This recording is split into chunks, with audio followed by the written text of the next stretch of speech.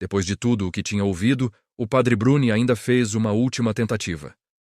Ele sugeriu que a autenticidade das descobertas do cronovisor poderia ser confirmada por meio de escavações arqueológicas.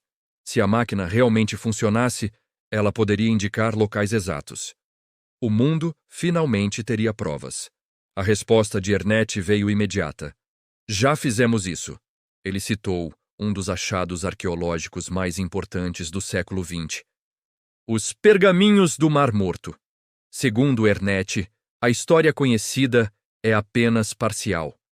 É verdade que um pastor encontrou os primeiros manuscritos ao procurar um bode perdido. Mas foi o cronovisor que permitiu localizar as outras cavernas de Qumran.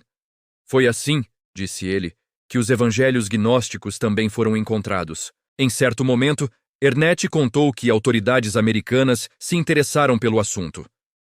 Ele chegou a se reunir com o embaixador dos Estados Unidos na Itália. Assinaram um protocolo oficial. Nesse documento, os americanos se comprometiam a dar crédito total ao cronovisor quando publicassem os textos. Mas nada aconteceu. Nenhum anúncio, nenhuma confirmação, apenas silêncio. O padre Bruni então quis saber mais. Mesmo com o cronovisor desmontado, Ernetti poderia ao menos explicar os princípios físicos por trás daquela máquina extraordinária?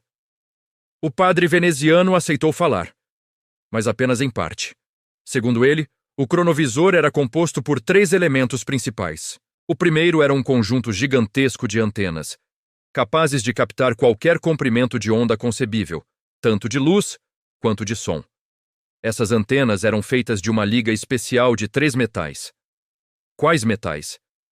Ernetti se recusou a dizer.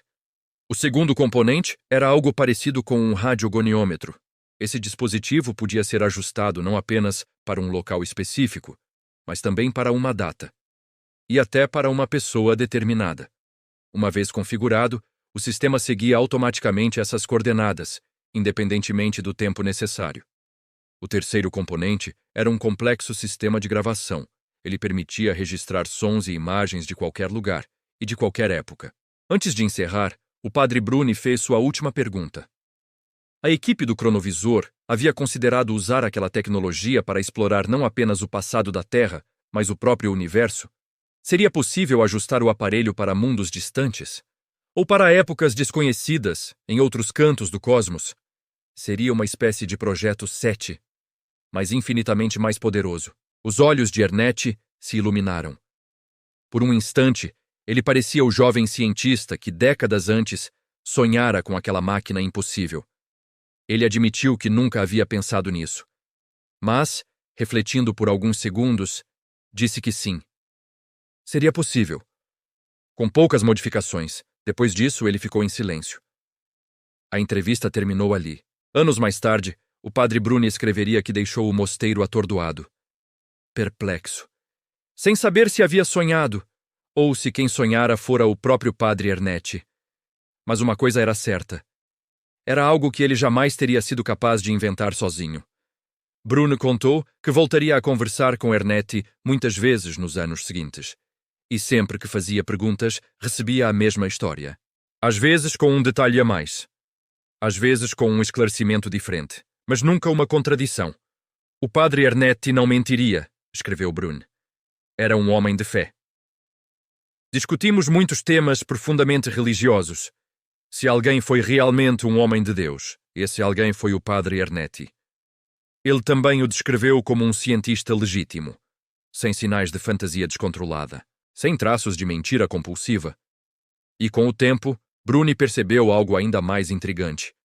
A concepção do cronovisor tinha semelhanças surpreendentes com ideias antigas vindas do Oriente, os chamados registros akáshicos. A noção de que tudo o que acontece no universo deixa uma marca permanente. Uma ideia que também aparece em relatos de médiums e fenômenos de psicometria. Talvez, pensou Bruni, isso fosse mais uma indicação de que a ideia do cronovisor não era absurda. Aquele encontro deu início a uma amizade. E, segundo Bruni, ainda havia muito mais a ser contado sobre o padre Ernetti. Mas a pergunta final permanece. O cronovisor nunca existiu? Ou ele foi simplesmente silenciado, por ser poderoso demais para este mundo. Porque se o passado pode ser visto, então nenhum segredo está realmente seguro. E talvez essa seja a verdadeira razão pela qual essa máquina nunca voltou a aparecer.